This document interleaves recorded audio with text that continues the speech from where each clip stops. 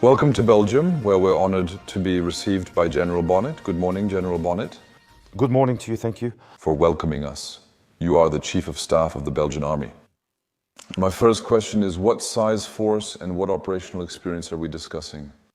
Well, the Belgian army, small country, small army. We are about 10,000 active duty soldiers and a little over 1,000 reservists. Due to a lack of recruitment and a lack of budget for equipment, we are still focused on hybrid warfare operations, but also on collective security, for example, in Mali, Iraq, and Afghanistan. So we still have good experience, solid experience. So, in terms of cooperative deployments with a very good reputation and also commandos? Yes, mainly in operations. We are small, so everything we do in coalition. In multinational settings, there are sometimes one or two exceptions. Evacuation of Belgian nationals abroad outside crisis zones, but everything we do is mainly done in multinational settings. In short, can we summarize the Belgian Army's equipment in 2020? Yes, so we actually had 120 piranhas from the Moog company and about 200 dingoes. And a few helicopters as well? Yes, a few helicopters, but not many. So let's get back a little bit to current events. A few days ago at Land Day, we saw the first Griffin and all the Belgian manufacturers. There's still a lot of energy. You gave a speech that was quite striking about this general awareness, which obviously comes with the need to reinvest. First, I want to say, but the major strategic challenges of the Belgian army today have been identified. In which direction are we heading?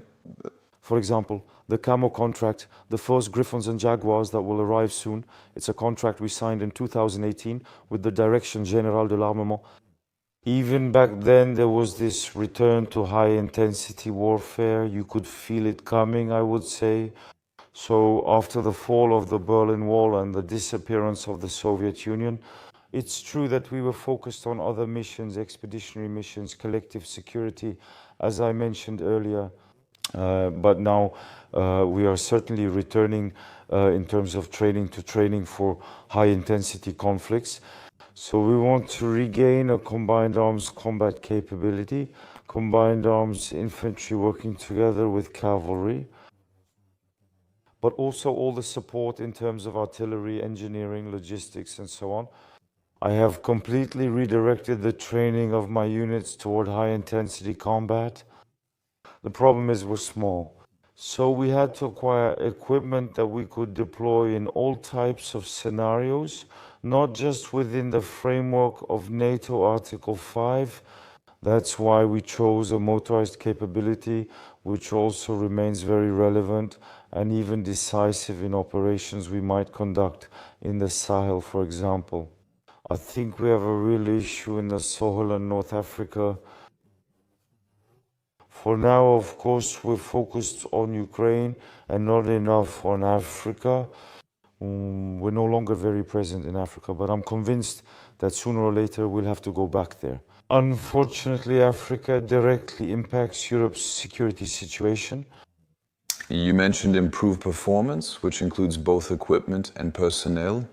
When we talk about improving operational performance, what kind of training does that involve? What kind of engagement on the ground? Direct war, but hybrid. How do you work? I think that before February 2022, no one thought we would ever have to find ourselves in trenches again.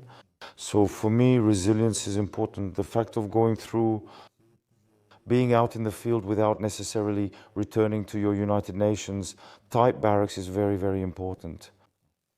The second aspect is combined arms combat, which we really weren't doing much anymore.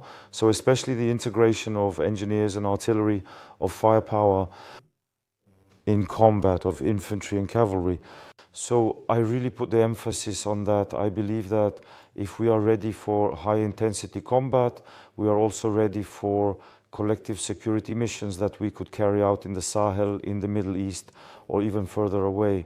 And when we talk, for example, about the whole spectrum of threats like cyber warfare and electronic warfare, these are also areas in which Belgium is improving its performance. In terms of electronic warfare, we had completely abandoned this capability in the 1980s We are now rebuilding it from scratch, which is not necessarily simple, but it is truly one of my priorities. The second priority is drone combat, and that means anti-drone warfare. So we are going to acquire a lot of resources in these two areas over the next 2 years, and I will prioritize alongside this the introduction of the new Scorpion camo vehicles, which are the Griffon, the Jaguar and the Caesar, and an increase in drone capabilities for all the regiments of the Belgian land force.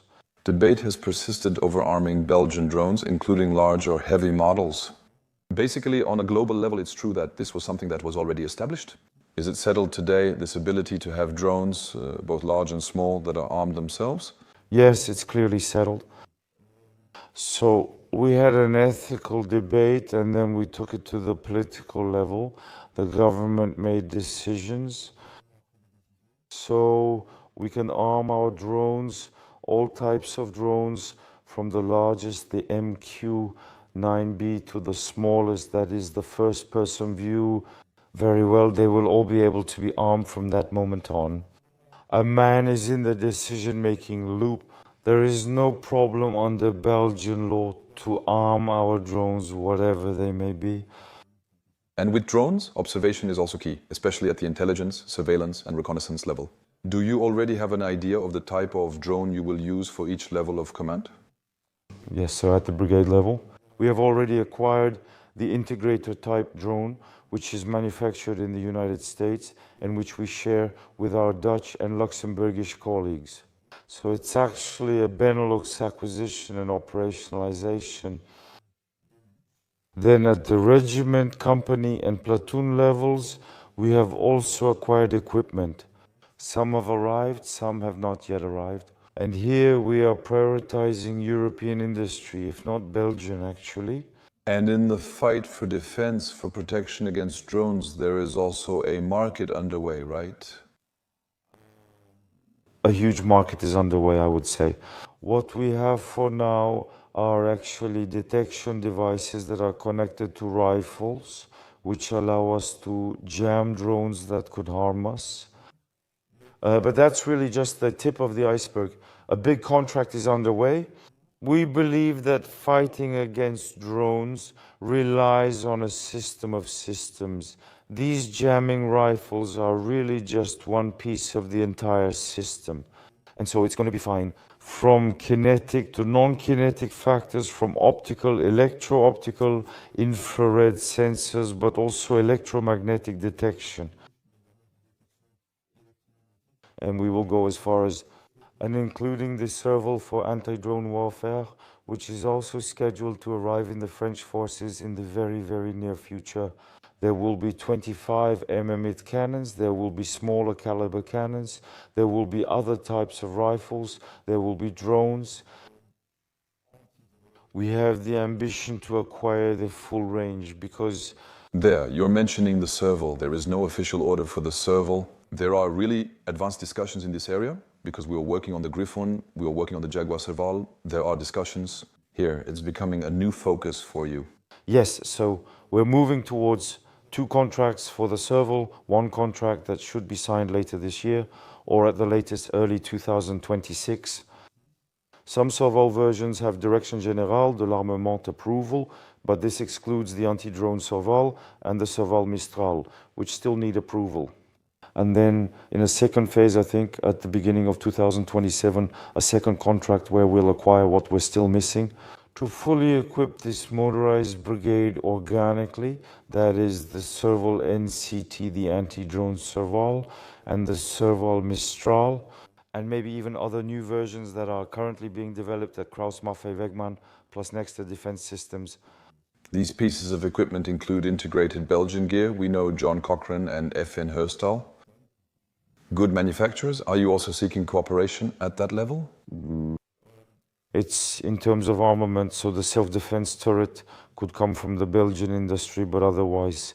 For the rest, I'm aiming for exactly the same equipment as the French army, down to the last bolt, for reasons of interoperability and interchangeability.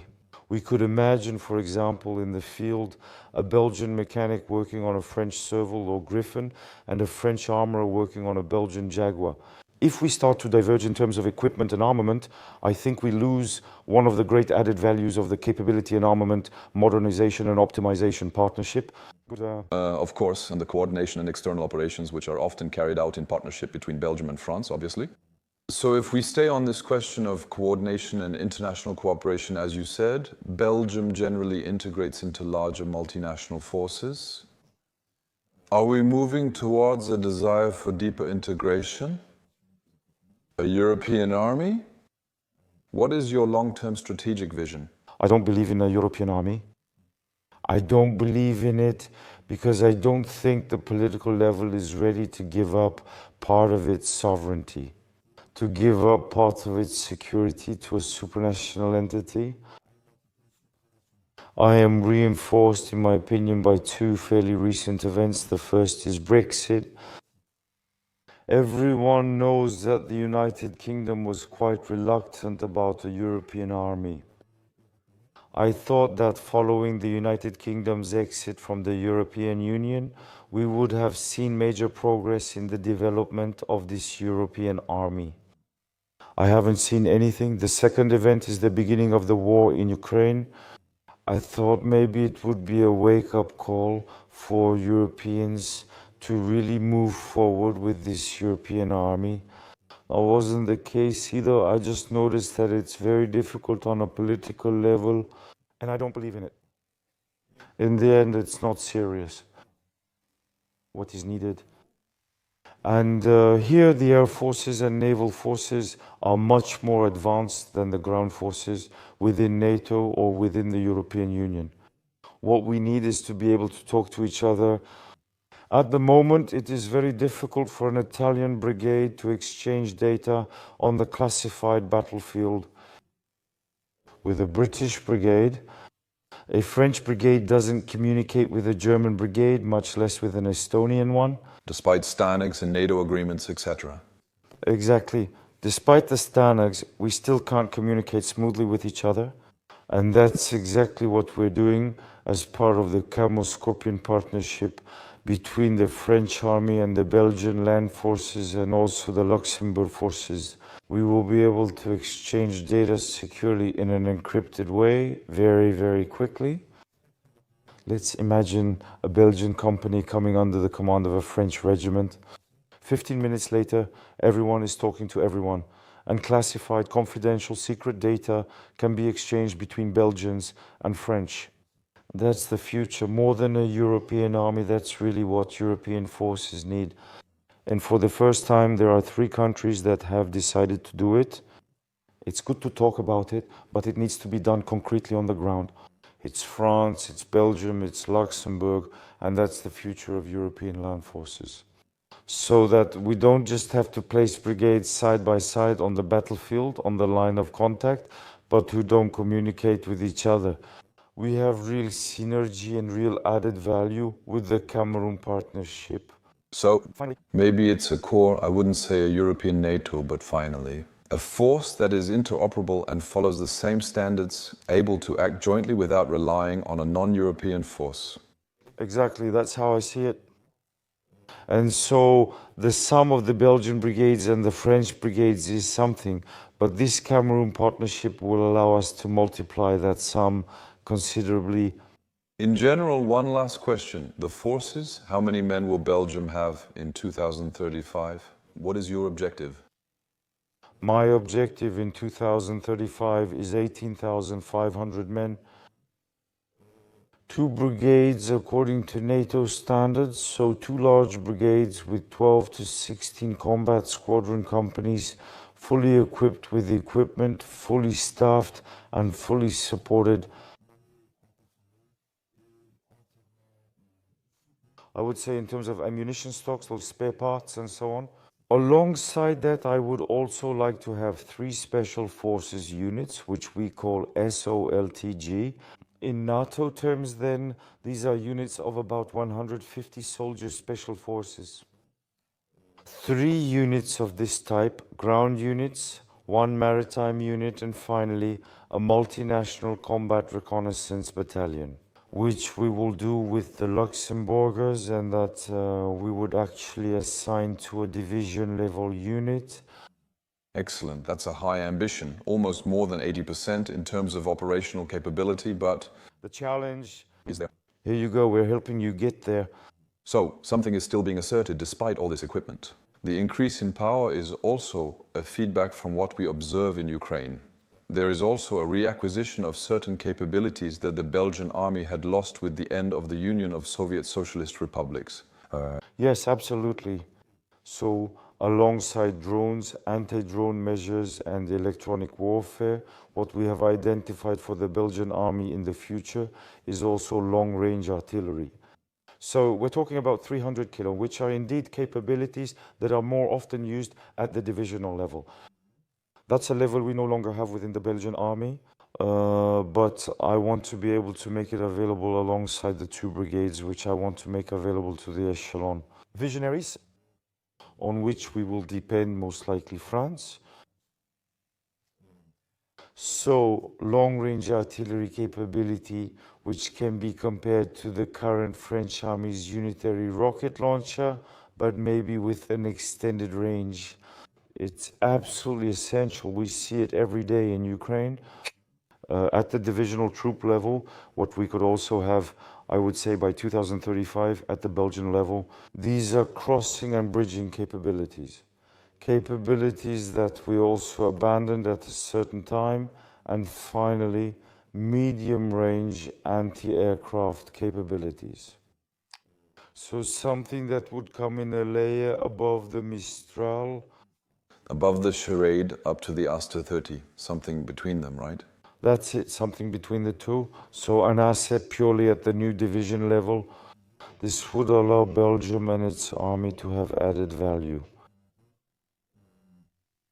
Alongside these 2 brigades, by providing additional support to the division troops to which we would be attached. So, is this a personal wish or is it something that's already integrated into Doctrine according to the framework documents? It's already integrated into our strategic vision, our new strategic vision, which was released in June. And we've also allocated the budget for this. But these will be budgets that will be spent beyond 2030, between 2030 and 2035. In general, a big thank you. I'm the one who should thank you. Friends, we hope you enjoyed and we'll see you soon.